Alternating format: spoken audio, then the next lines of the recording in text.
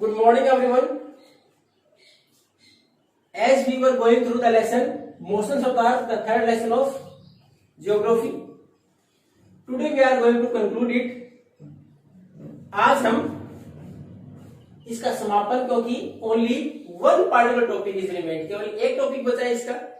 हमने रोटेशन पढ़ा, then after the effect of rotation में उसका प्रभाव पढ़ा, then after revolution and effect of revolution पढ़ा. अब हमने एक फिगर था इसमें 3.3, उसके द्वारा हमने एक्सप्लेन किया था कि हमारे पास जब मूवमेंट होता है सूर्य का, तो एक तो हमने ऑर्बिटल प्लेन पढ़ा था कि हमारे पास ऑर्बिट से और जो हमारा अर्थ है एक्सिस, अर्थ का एक्सिस जो है उसका एंगल 66 का बनता है, स्ट्रेट नहीं है, वो हमेशा थोड़ी बहुत टिल्टेड टुवर्ड्स द सन, थोड़ी बहुत सूर्य की तरफ झुकी रहती है अर्थ, क्योंकि उसके ऊपर अपने ऑर्बिट में. उसमें कल हमने पढ़ा समर सोलेस्टाइस, कल हमने पढ़ा था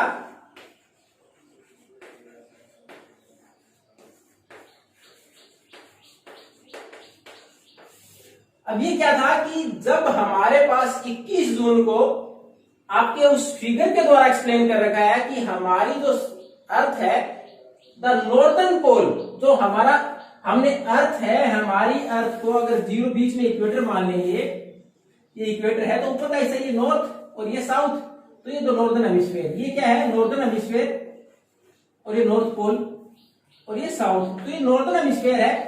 ये मैंने इसमें ऐसे खींचती लाइन, लेकिन है कैसी, ये एक्सिस हमारी इस प्रकार की एक्सिस है, ये बीच में एक्सिस है इस प्रकार की, तो ये हिस्सा it is tilted towards the sun, ये थोड़ा सा हिस्सा सूर्य की तरफ ऐसे झुका हुआ होता है. और 21 जून को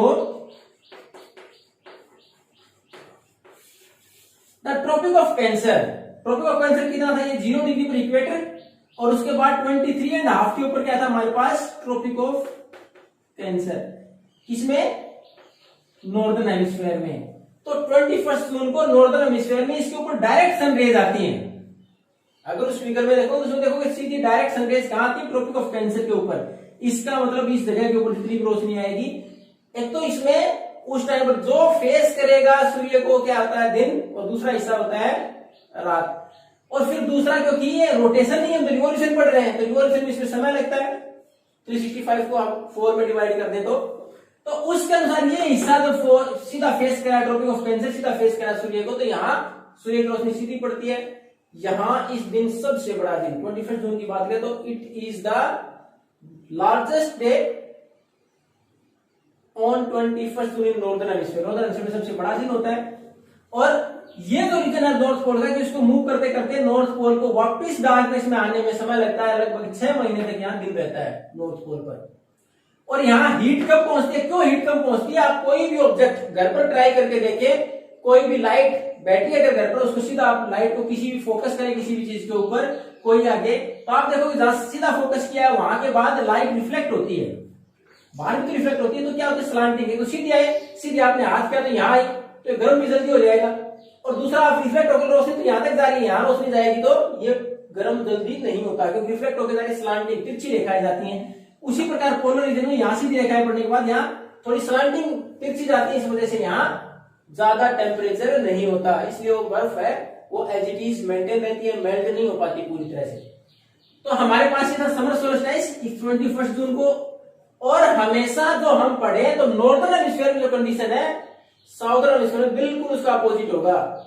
जो कंडीशन नॉर्दर्न हेमिस्फीयर में है तो उसकी बिल्कुल अपोजिट होगी साउदर्न हेमिस्फीयर में. तो इसका मतलब 21 जून को जो हमारे पास सबसे बड़ा दिन है नॉर्दर्न हेमिस्फीयर में, we are in the northern hemisphere, क्योंकि हम इसी में है, तो साउदर्न हेमिस्फीयर में सबसे छोटा दिन होगा, साउदर्न हेमिस्फीयर में सबसे छोटा दिन होगा उस दिन. तो ये था समर सोल्स्टिस, क्योंकि हम किसके लिए समर सोल्स्टिस, नॉर्दर्न हेमिस्फीयर के लिए, क्योंकि समर है, गर्मी का समय हो जाएगा यहाँ. अब दूसरा आज पढ़ेंगे हम winter, winter solstice.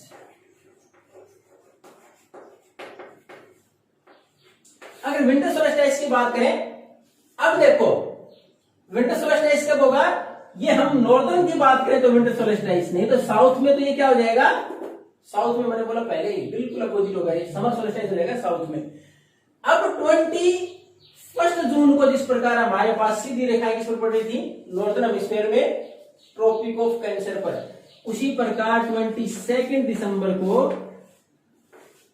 our south pole is tilted towards सन।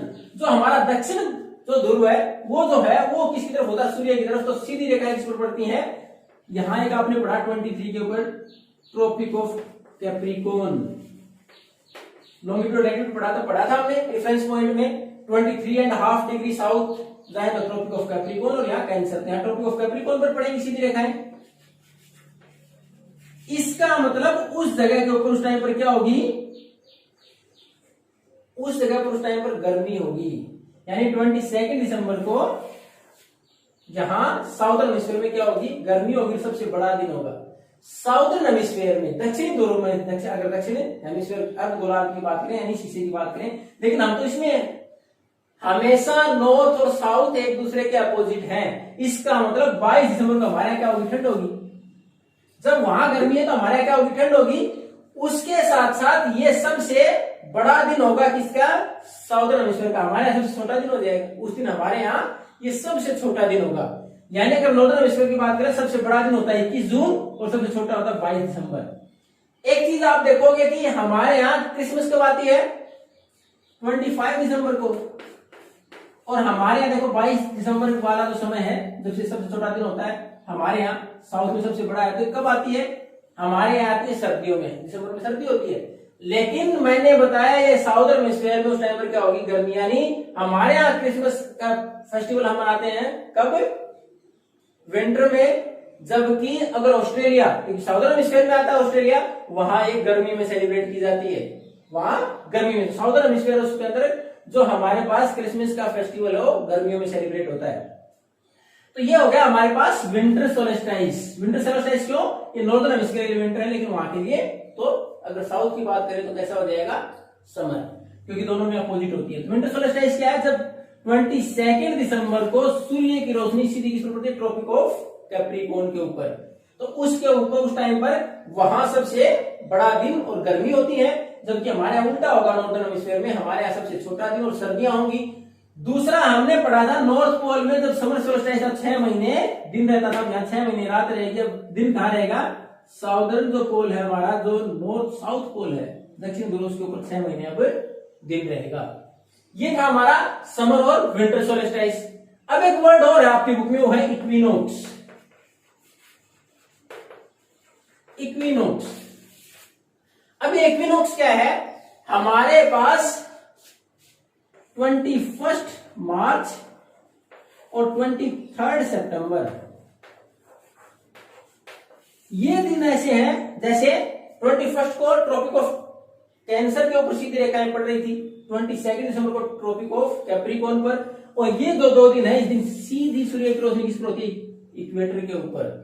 यानी उस टाइम पर सीधी रोशनी किस पर, इक्वेटर पर। इक्वेटर के आसपास के रीजन है उसमें सारे चेंजेस यानी बड़े होंगे, लेकिन अगर इन दोनों की बात करें तो यहाँ दिन और रात दोनों बराबर हो जाएंगे। यानी साउथ और नॉर्दर्न हेमिस्फीयर में 21 मार्च और 23 सितंबर को दिन और रात दोनों बराबर, इसको बोला गया इक्विनोक्स। यानी दिन रात दो बराबर हो, किस दिन दो दिन है, 21 मार्च और 23 सितंबर को। दूसरा देखो आप, 21 मार्च को हमारे यहाँ क्या होता है, उस टाइम हमने सीजन 2 पढ़ लिए, समर और विंटर। अब हमने 2 सीजन और पढ़े थे कि 4 पार्ट में बांटा था सीजन को, समर, विंटर, थर्ड कौन सा था, स्प्रिंग, ऑटम। अब ये 21 मार्च को हमारे यहाँ क्या है, नॉर्दर्न हेमिस्फीयर में स्प्रिंग, तो नॉर्थ और साउथ में बिल्कुल अपोजिट होता है। नॉर्थ में अगर स्प्रिंग है तो साउथ में ऑटम, और उसी प्रकार 23 को उल्टा हो जाएगा, हमारे यहाँ ऑटम होगी तो उधर स्प्रिंग। ये है इक्विनोक्स। इन 2 दिन हमारे यहाँ दिन और रात बराबर होते हैं। 21 जून को हमारे यहाँ सबसे बड़ा दिन, तो साउथ में सबसे छोटा। 22 को साउथ में सबसे बड़ा दिन, तो हमारे यहाँ सबसे छोटा। अब हमारे पास हमने रोटेशन और रिवॉल्यूशन दोनों का एग्जाम्पल पढ़ लिए। Rotation for the day and night की किस प्रकार इफेक्ट होते हैं हमारे डे एंड नाइट। रिवॉल्यूशन हमारे यहाँ सीजन्स, और ये हमने अलग अलग पढ़े कि समर सोल्स्टिस क्या है, विंटर सोल्स्टिस क्या है, इक्विनोक्स क्या है। If you have any doubt then you can ask. Thank you and have a nice day.